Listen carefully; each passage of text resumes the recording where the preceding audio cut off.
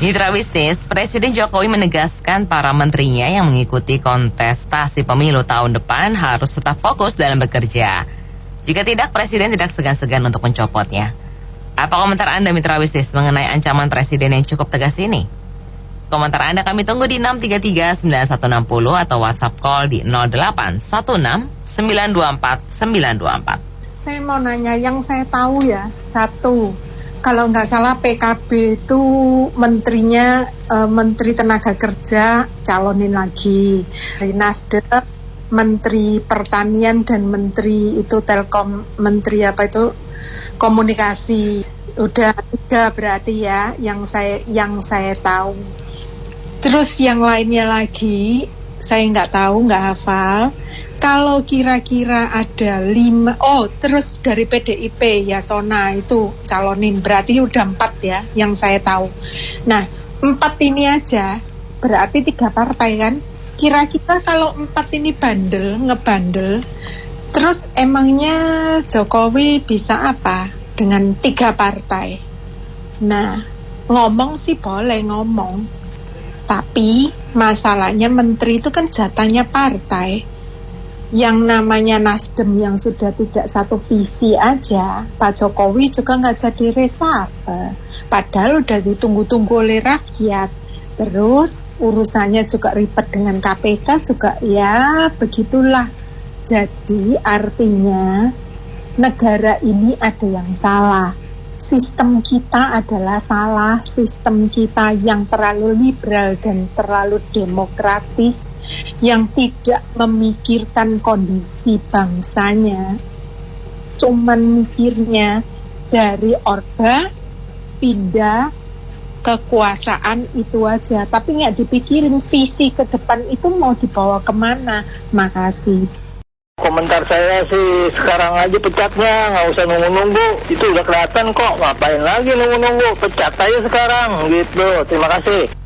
Saya sangat setuju, karena menteri itu tidak boleh mangkir, apalagi mau berusaha jadi presiden atau wakil presiden. Kalau dalam prosesnya aja sudah melanggar aturan, tidak disiplin, itu udah waspada tingkat tinggi. Cuma saya pesan nih sama Pak Jokowi, kalau sampai ada yang balelo yang nakal, jangan cuma dipecat, tapi hak atas pensiunan menteri itu juga harus dicabut. Karena kalau nggak enak bener hidup masih dapat tunjangan. Terima kasih. Saya nilai hukum dari Pak Jokowi masih agak lembek-lembek dikit nih. Soalnya masalah korupsi kan nggak disinggung kan. Maka sekarang saya tuh mau jelasin dikit nih, pantun apa nih belajar sama BPP nih pantun. Jelas dan tegas, korupsi meningkat, akan terus bangun lapas. Jadi kurang tegas. Sebenarnya soal presiden harus contoh seperti Korea Utara atau Xi Jinping. Negaranya itu tidak Korea Utara katanya lapasnya sepi kadang jaga katanya. Kita sini overload. Nah itulah. Jadi masih lembek bilang Jokowi. Presiden kita ini kemana ya, bimbang gitu. Dulu ketua umum partai tidak boleh merangkap. Sekarang umumnya ketua umum partai menjadi menteri. Hitam putihnya seorang mencalonkan kan gerakan presiden, mencalonkan diri sebagai anggota DPR, cabut dia sebagai menteri gitu loh, larang gitu loh. Jadi dengan dia jadi menteri, kebersamaan dan kesetaranya hilang nantinya itu mas. Hitam putihnya dengan presiden kok, kenapa presiden kayak pengamat gitu loh. Terima kasih. Memang benar sih, sebagai pimpinan harus memberikan arahan, instruksi pada bawahan ya, untuk bisa konsepsinya menjadi kontemplasi yang baik, bekerja dengan lebih fokus, komprehensif ya. Cuma kadang-kadang kan individu ini kan ingin diperhatikan untuk menjadi pasaran komoditi perhatian rakyat banyak gitu. Siapa contoh cawapres atau cawapres yang akan terpilih. Jadi ini susahnya memang awalnya ini harus diberikan konsep. Dulu kan Pak Jokowi bilang tidak ada konsep visi dan misi menteri kan, yang ada visi dan misi presiden gitu kan. Nah ini harus menjadi konsepsi yang baik, secara komprehensif, menyeluruh pada bawahannya nih. Kemudian kedua, ini saya setuju dengan pendapat bahwa korupsi itu pun tidak akan hilang.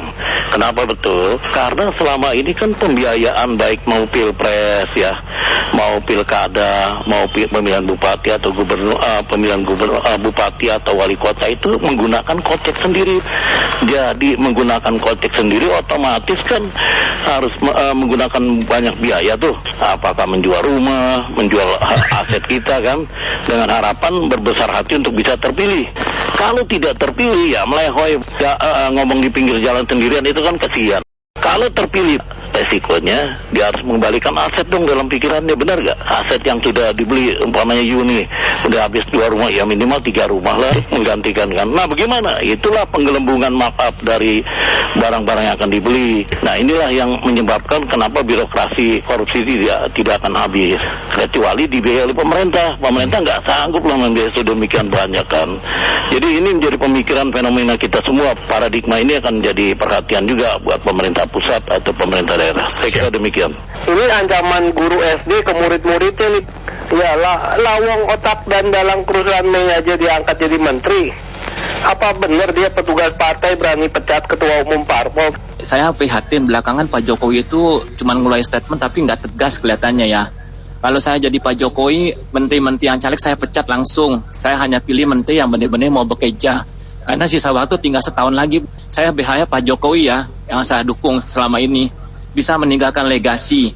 Kayak Presiden Aquino, bisa berantas korupsi, Marcos dilawan ya.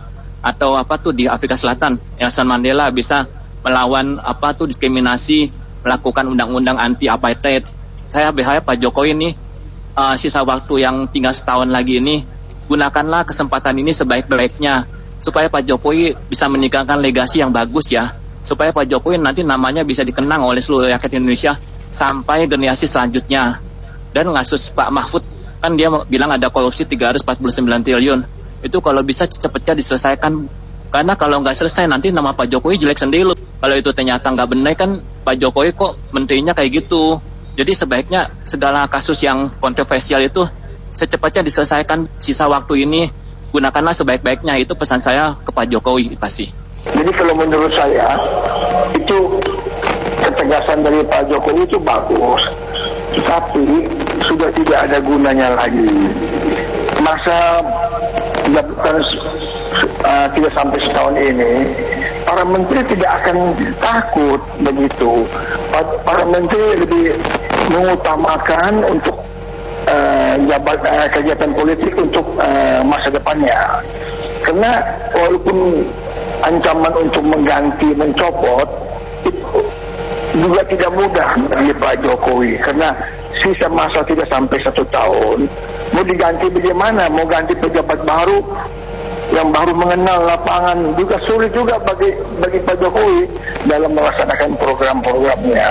Jadi ancaman itu sebenarnya tidak ada guna dan sebenarnya tidak perlu dikeluarkan. Itu hanya mencari popularitas saja pribadi dan secara politik ya, begitulah untuk mempopulerkan namanya. Menurut saya percuma, tidak ada gunanya lah. Sebenarnya tidak perlu dikeluarkan seperti itu.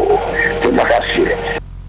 Ya, saya terus menyambut baik, sangat-sangat brilian itu, karena rakyat sekarang ini sudah terbuai dengan fakta bahwa pemilu-pemilu yang lalu itu sepertinya itu demokrasinya kita itu nggak berjalan dengan baik.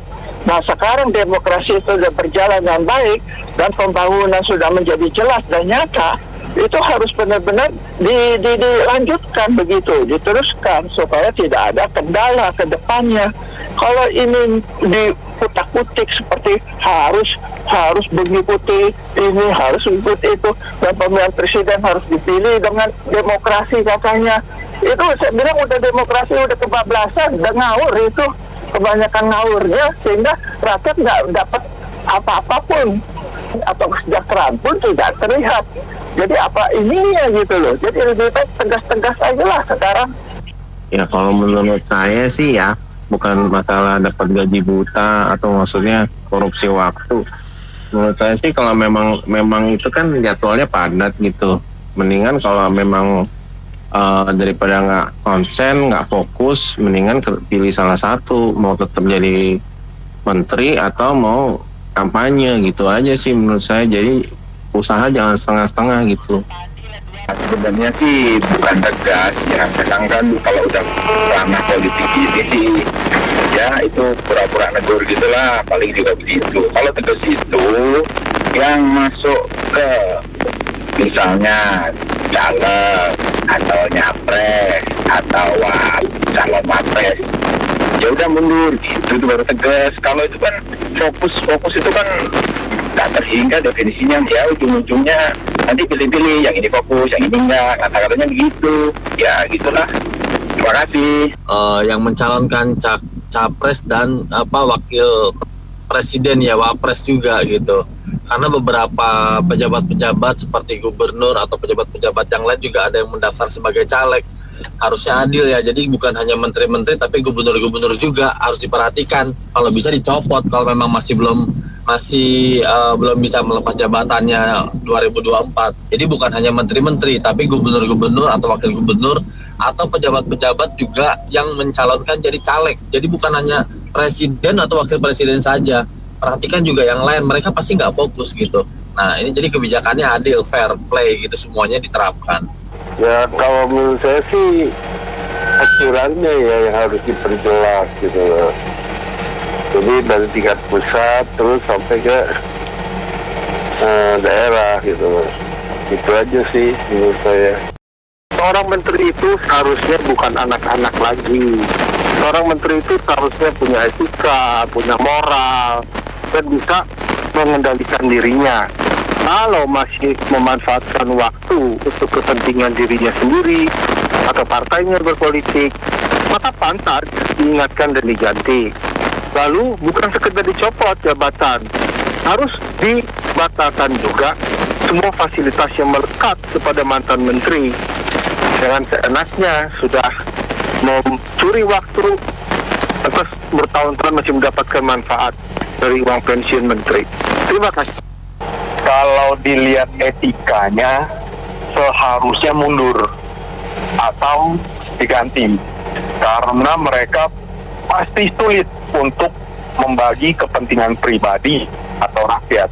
Umumnya pejabat itu semuanya kita bisa lihat. Mereka itu digaji dari pajak rakyat, tetapi kelakuannya lebih hebat dari rakyat. Nah itu kan contoh kita udah lihat. Jadi sebaiknya Pak Jokowi either mengganti atau mereka mengundurkan diri. Itu jauh lebih baik untuk contoh bagi rakyat. Ya kalau menurut saya sih nggak perlu ditegur atau nggak perlu diingatkan. Jadi kalau menteri yang mau ikut kontestasi ya kalau menurut saya sih mundur aja ya. Karena udah tinggal 1 tahun juga gitu loh. Jadi ya lebih baik ya udahlah sibuk di sana aja gitu. Dan kan sebenarnya menteri itu kan jabatan politik ya. Jadi sebenarnya para ahli-ahlinya tuh ada di bawah-bawahnya dia. Jadi ya kayaknya kalau menterinya mundur, ahli-ahli yang lainnya yang di bawahnya dia tuh bisa meneruskan kerjaannya. Jadi kalau menurut saya sih dia mundur aja daripada ribet-ribet ditegur, ntar ada dicopot segala macam. Kalau saya gitu aja. Jadi kalau menurut saya itu mah kurang keras. Yang keras itu pejabat di bawah presiden yang mau ikut politik berhenti karena ada kemungkinan mereka menggunakan fasilitas yang ada untuk keperluan pribadi. Nah, di Indonesia ini kan pejabatnya sorry itu ya, urat taruhnya udah putus. Cukup mengagetkan ya.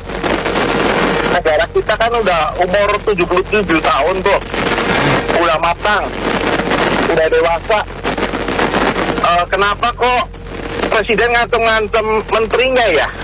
Kayaknya satu-satunya negara di dunia deh. Dan menterinya juga kagak tahu diri, ya kan? Sampai presidennya juga harus ngancem-ngancem. Udah tahu tugasnya menteri ngurusin negara ini gitu loh. Masih belusukan, ya curi-curi staf. Untuk pilpres juga tidak ada hukumannya, tidak ada etikanya, nggak punya aturan. Bingung, kayak gitu loh. Kayaknya Indonesia satu-satunya negara deh, ya, yang presidennya ngancam menterinya. Dan juga satu-satunya negara yang menterinya juga kagak tahu diri. Job desk-nya itu apa gitu loh. Makasih. Saya rasa Pak Jokowi ya berwenang karena itu kan bawahannya. Cuman ya nggak perlu ngancem-ngancem. Maksudnya saya, ya dia memang pantas lah untuk menghentikan atau mengganti para menterinya. Itu wewenang dia. Ya sebaiknya dia juga mesti tegas karena banyak para menteri yang tidak, kerjanya nggak sungguh-sungguh. Dia nyalek, dia apa aja gitu. Biasalah di Indonesia, semua juga tahu. Ya saya berharap sih Pak Jokowi nggak usah ngancem-ngancem. Dia kan emang udah punya wewenang untuk itu, walaupun emang koalisi ya partai, ya dicopot-copot aja lah, itu hak dia. Bisa nggak sih sebetulnya waktu presiden mau cari menteri itu menterinya bikin semacam fakta integritas bahwa kamu memang akan hanya jadi menteri sampai selesai. Jadi ya kalau kamu nanti kepengen nyapres, kamu kepengen nyalek, kamu kepengen apa ya jangan, enggak, kita ngomong dari awal enggak gitu loh. Seperti contohnya kan ada menteri-menteri yang itu kan banyak. Seperti sekarang kalau kita lihat Pak Basuki, PUPR itu juga tetap fokus menteri, Bu Sri Mulyani tetap fokus menteri, Pak Tito Karnavian fokus menteri. Nah itu yang seperti itu yang jadi menteri. Jangan dia mau jadi menteri karena mau karir yang lebih tinggi, nanti akibatnya seperti ini. Tahun ketiga sudah nggak fokus kerja, udah jadi ketua PSSI lah, jadi macam-macam gitu loh. Jadi waktu dari awal rekrutmen itu jadi menteri itu yang benar-benar memang dia mau mengabdi jadi menteri sampai selesai, harus tanda tangan itu, begitu. Saya sependapat dengan penelpon sebelumnya. Ya, jadi saya pikir sebaiknya memang kalau saya menjadi Pak Jokowi, legacy yang sudah dia berikan sudah cukup banyak dan sangat banyak sekali, supaya jangan ada cacat sedikit pun, tindak yang tegas. Kalau menteri yang mau caleg langsung dikeluarkan, semua dikeluarkan aja. Tahu nothing tulus buat Pak Jokowi gitu loh, minta dikeluarkan. Baik, terima kasih semua mitra bisnis yang sudah bergabung dalam Businessman Opinion. Saya Anita Wijaya.